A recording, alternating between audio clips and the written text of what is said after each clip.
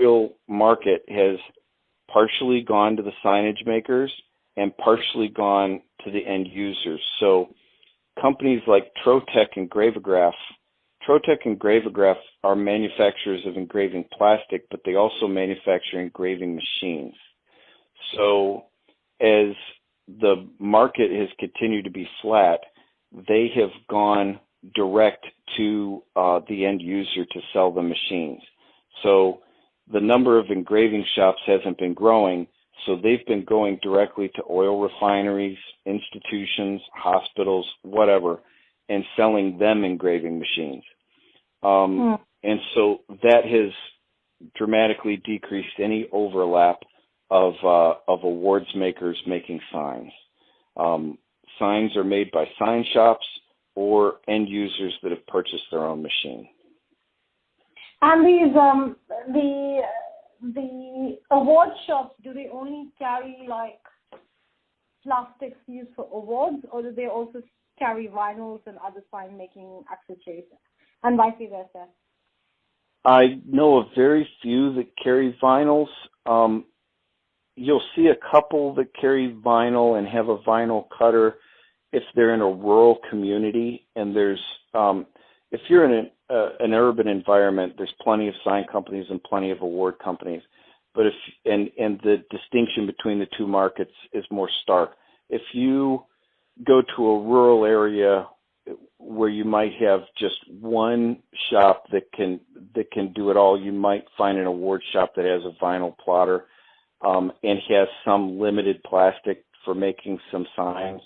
But it's not a large piece of the market. It does exist, but it's not. I'm not even going to say it's not significant, but it's just not a large portion. If we were going to put a number on it, we'd say under 10% of awards people have that capability. But they may have in the past, but it just the market got more segmented over time. Understand. Okay, so that is clear to me.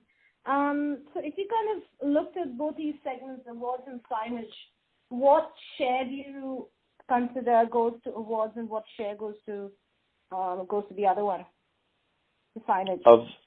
If we're talking about engraving sheet stock? Yes.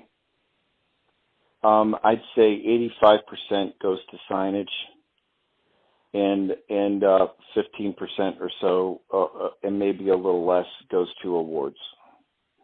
So this would then be in volumes or in value? In volumes.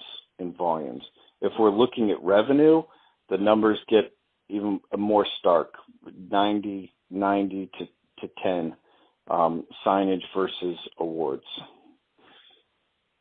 If you thank you for that, Peter. So if you kind of look forward, what do you think would be the main disruptions in the market for engravable plastic?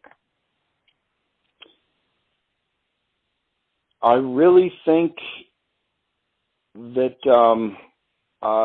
I really think after doing some research on, I will say this, direct color systems has been around for a while and has kind of operated on the fringes. They've gotten more and more popular, but I still hadn't seen them really intruding on the Braille market. Mamaki is a much more mainstream manufacturer, top level premium manufacturer. It's kind of like it's one thing if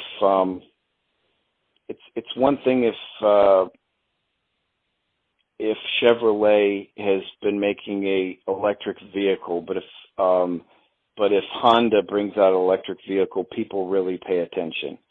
I feel like Mamaki deciding to invest in the 3D UV printing is gonna have a significant impact, because that is a machine. When you have a Mamaki digital printer, you don't have to do the 3D printing. You can print full color acrylic awards with it, or you can make signs with it. So